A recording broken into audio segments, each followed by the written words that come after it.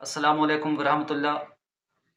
ایک خبر لے کر حاضر ہوں میں کہ مفتی صوفی کلیم حنفی صاحب کو چیلنج مناظرہ دیا گیا ہے، کہ ان کو چیلنج دیا گیا ہے کہ آپ ہم سے مناظرہ کریں غیر مقلدوں کی طرف سے۔ تو پوری آڈیو کو سنیں کہ مفتی صوفی کلیم حنفی صاحب نے کیا کیا کہا ہے۔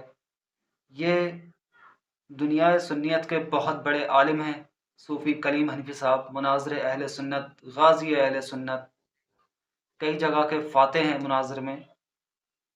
تو پہلے آپ ان کی آواز مبارک سنیں کہ انہوں نے اس کو ایکسیپٹ تو کر لیا ہے اور کیا کہا ہے، پوری سنیں۔ نحمده ونصلي ونسلم على رسوله الکریم اما بعد۔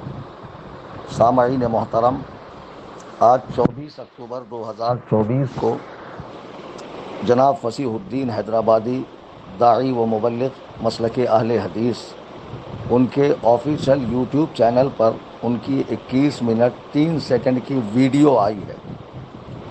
جیسے ہی وہ ویڈیو پر میری نظر پڑی، میں نے بالاستیعاب اس کو سنا اور میں نے کہا اس کا فوری جواب ریکارڈ کر کے میں اپنے آفیشیل واٹس اپ چینل سنی جمعیت الاحناف میں ڈال دوں، اور اس میں جو یوٹیوبرز ہیں یا انسٹاگرام وغیرہ چلانے والے حضرات ہیں، ان کو میری اجازت ہے کہ اسے ویڈیو کی شکل دے کر اپنے اپنے چینل پہ اپلوڈ کر سکتے ہیں۔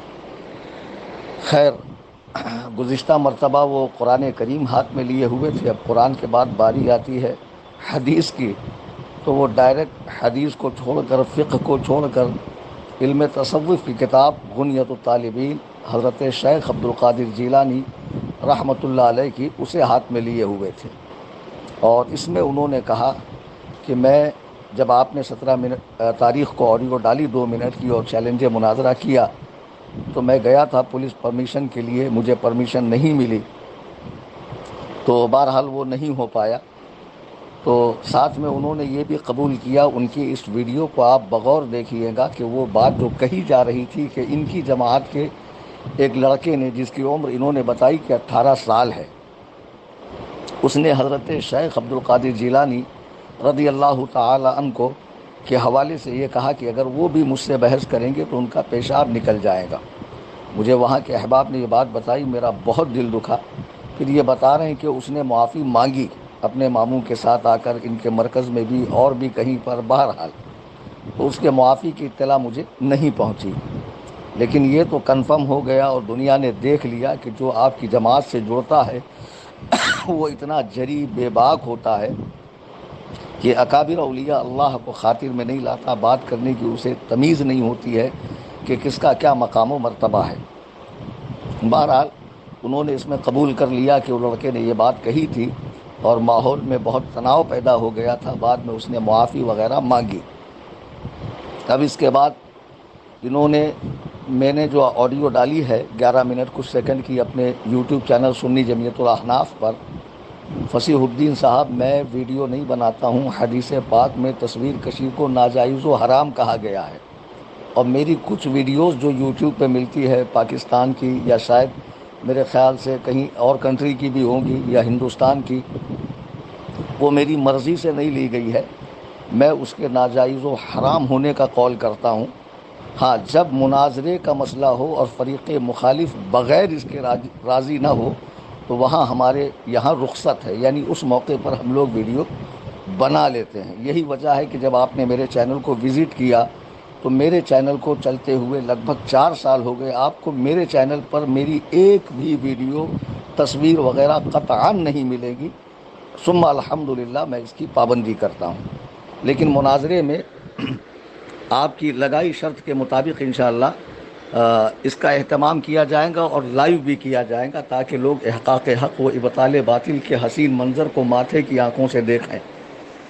اب اس کے بعد انہوں نے بتایا کہ پہلے یہ بھی بریلوی تھے اور ان کے نانا بھی مشرک تھے، چونکہ ان کے یہاں قبر کا طواف کرنے والا، اسے ہاتھ لگانے والا، چومنے والا وغیرہ وغیرہ مشرک کی کیٹیگری میں آتے ہیں، تو ان کے نانا بھی مشرک تھے اور ان کے ابا بھی مشرک رہے ہوں گے۔ پھر ان کو جو ہے جماعت اہل حدیث میں آنے کی توفیق ہوئی اور یہ اہل حدیث میں آئے۔ تو اب یہ جو دوران گفتگو انہوں نے کہا حضرت شیخ عبد القادر جیلانی علیہ الرحمۃ و رضوان کی کتاب ہاتھ میں لے کر کہ دیکھیے یہ ان کا عقیدہ ہے اور یہ آپ کا عقیدہ ہے۔ پہلی بات میں کلیئر کروں کہ وہ لڑکے نے جو کہا تھا کہ حضور غوث پاک رضی اللہ تعالیٰ عنہ پیشاب کر دیں گے، آپ نے کہا اس نے معافی مانگی، وہ ٹاپک کلوز ہو گیا۔ میں حیدرآباد سے آ گیا، میرے آنے کے بعد آپ نے مجھے چیلنج مناظرہ کیا اور کہا کہ میں ثابت کروں گا کہ آپ شرک و بدعات میں مبتلا ہے، کینسر سے زیادہ بھیانک بیماری کے اندر آپ مبتلا ہے۔ اور جب میں نے اپنی آڈیو میں پوچھا کہ آپ کی میری کوئی ملاقات ہی نہیں ہے تو آپ نے کب مجھے فعل شرک کرتے یا فعل بدعت کرتے پایا؟ تو موصوف کا تگڑا قیاس دیکھیے، تگڑا قیاس حدیث و قرآن کو چھوڑ کر یہ مہارتی صاحب فرماتے ہیں کہ آپ کے چینل پہ 2-3 آڈیوز دیکھ کر میں نے یہ اندازہ لگا لیا، آپ کے نزدیک یہ چیز مسموع بالشہادہ ہے۔ یہ تو جب آپ مناظرے میں آئیں گے پھر میں آپ سے پوچھوں گا کہ آپ نے شیخ عبد القادر جیلانی کی کتاب کیوں اٹھائی؟ آپ اہل الحدیث ہیں، اہل حدیث کے 2 اصول فرمان خدا فرمان رسول، اطیع اللہ اطیع الرسول، قرآن اور حدیث آپ کے نزدیک حجت ہے، اور ہم احناف بریلویوں کے نزدیک، سنیوں کے نزدیک ہمارے یہاں جو کتاب پڑھائی جاتی ہے فقہ میں نور الایضاح، اس میں صاف لکھا ہے ادلہ شرعیہ 4 ہیں، یعنی جن سے ہم دین کا مسئلہ لیتے ہیں، قرآن، حدیث، اجماع امت اور قیاس فقہا۔ تو میں ان 4 جگہوں سے دلیل دوں گا۔ چلیے، آپ کے ٹاپک کو میں نے ایکسیپٹ کیا، عقائد پر بات ہوگی۔ آپ کے شہر کو میں نے قبول کیا، حیدرآباد میں بات ہوگی۔ آپ کو تیسری سہولت میں نے یہ دی کہ آپ کو ٹکٹ وغیرہ کا خرچ نہیں اٹھانا ہے، 10 لوگوں کا تو کیا میرے اکیلے کا بھی نہیں اٹھانا ہے، میں اپنے ذاتی خرچ سے آ جاؤں گا۔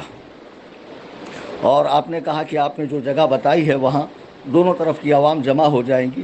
میری عوام کی میں گارنٹی لیتا ہوں کہ انشاءاللہ کوئی بدنظمی نہیں ہوگی، ہماری جانب سے جو مقرر کردہ لوگ ہیں وہی کمرے میں ہوں گے، آپ کو بحفاظت مناظرہ گاہ میں لایا جائے گا، ہمارے درمیان گفتگو ہوگی، جب حکم فیصلہ سنائیں گے اس کے بعد بحفاظت آپ کو آپ کے علاقے میں چھوڑ دیا جائے گا۔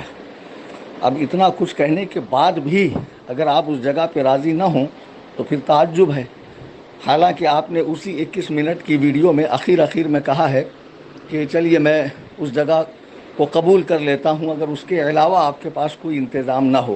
اس جگہ کو چننے کا مقصد یہ تھا، مرکز اہل سنت ایرا کنٹا کہتے ہیں شاید، اولڈ سٹی حیدرآباد میں، جو شہباز دکن مفتی مجیب علی رضوی علیہ الرحمہ نے قائم فرمایا ہے، کہ وہاں ایک بہت بڑا ادارہ ہے اور وہاں تمام علوم و فنون کی کتابیں جو دوران بحث ہمیں لگیں گی بآسانی مل جائیں گی، اور میرا وہاں آنا جانا لگا رہتا ہے۔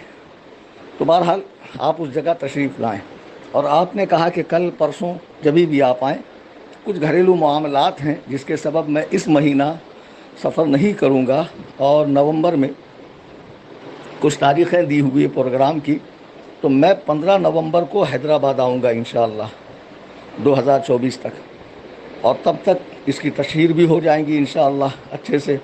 آپ چینل کا تھمبنیل وغیرہ بنا کر ڈال دیجئے، لوگ ابھی سے انتظار میں رہیں گے۔ میں اہل سنت کے احباب سے گزارش کروں گا کہ سب اس کو لائیو سنیں، خود حیدرآباد میں رہنے والے اور مرکز اہل سنت کے قرب و جوار میں رہنے والے بھی اسے لائیو سنیں، مناظرہ گاہ میں نہ آئیں، ٹھیک ہے؟ اور اہل حدیث عوام کو آپ کنٹرول کیجئے۔ خیر، میں 15 کو آؤں گا، اگر 15 کی تاریخ آپ کو منظور نہ ہو، اس تاریخ میں آپ کہیں مصروف ہوں، تو پھر آپ ایک کام کیجئے کہ 25 نومبر کے بعد، نومبر کا پورا مہینہ، دسمبر کا پورا مہینہ، جنوری کا پورا مہینہ، فیب کا پورا مہینہ، اس میں سے جو آپ کی سہولت ہو آپ بتائیے کہ کلیم حنفی میں آپ سے اس تاریخ میں مناظرے کو ریڈی ہوں۔ انشاءاللہ یہ عاجز، یہ فقیر، یہ حقر اپنے ذاتی کرائے سے حیدرآباد پہنچے گا، مرکز اہل سنت میں آپ 10 احباب کے ساتھ آئیں، اور مناظرے کا ٹاپک عقیدہ ہی ہے۔ مجھے بڑا افسوس ہو رہا ہے، ابھی آمنے سامنا ہوا نہیں، شرائط مناظرہ طے نہیں ہوئی، آپ ابھی سے دلیل دینے لگے۔ آپ سوچ رہے ہیں کہ شیخ عبد القادر جیلانی رحمہ اللہ کی کتاب اگر میں دکھا دوں گا تو کلیم حنفی حیبت کھا جائے گا کہ استویٰ علی العرش کے حوالے سے ان کا عقیدہ یہ ہے اور آپ کا عقیدہ دوسرا ہے۔ ہنوز دلی دورست، مناظرے میں کتاب اللہ، حدیث رسول اللہ، اس کے بعد آثار صحابہ، اور اس کے بعد ہمارے نزدیک جو چیز حجت ہے وہ آپ پیش کریں گے. اور غنیت الطالبین ان کی کتاب ہے یا نہیں ہے؟ آپ نے وحی الہی کی طرح اسے یہ کیوں سمجھ لیا کہ یہ انہی کی کتاب ہے؟ اس پر بھی بحث ہوگی، آپ ٹینشن مت لیجئے. اور عقیدہ استوا علی العرش پر آپ کے نزدیک قرآن کی دلیلیں کم پڑ گئی کہ آپ نے قرآن کھول کر نہیں دکھایا کہ دیکھیے قرآن میں ایسا ہے اور آپ کا عقیدہ ایسا ہے؟ اور جو باتیں آپ نے میری طرف منسوب کی کہ قبر کا طواف کرنا، اسے ہاتھ لگانا، اسے چومنا، تو میں آپ کو بریلوی مسلک بتاؤں گا کیا ہے. دراصل کیا ہے کہ دکن میں اہل بدعت بہت زیادہ ہیں کہ جن کے رد کے لیے ہمیشہ میں آتا ہوں. فصیح الدین صاحب، آپ میرے چینل کو ٹھیک سے وزٹ کیجئے، اور میری ایک تقریر ہے بابا پارٹی کا آپریشن، اس کو سنیے. کیا کوئی غیر مقلد اور اہل حدیث عالم رد کرے گا بدعتیوں کا جو میں نے کیا ہے؟ آئی سمجھ میں بات؟ تعزیہ داری کی، قبروں پہ طواف کی، سجود کی، اور اسی طرح ناڑے گھوڑے دھاگے وغیرہ باندھنے کی، بہت ساری چیزیں، آراس میں ہونے والی غیر شرعی رسموں کو، اور شادی بیاہ میں غرض کے شعبۂ زندگی میں جتنے معاملات آتے ہیں جس میں لوگوں نے قرآن و سنت کی پیروی چھوڑ کر یہ ہندوانہ رسموں کو اپنایا ہے، ان سبوں کا میں رد کرتا ہوں. اور آپ نے میری جانب شرک کا الزام لگایا ہے اور دلیل دی ہے کہ آپ کی کچھ آڈیو سے یہ بات پروف ہو گئی، تو آپ ضرور مناظرے میں اسے ثابت کریں گے.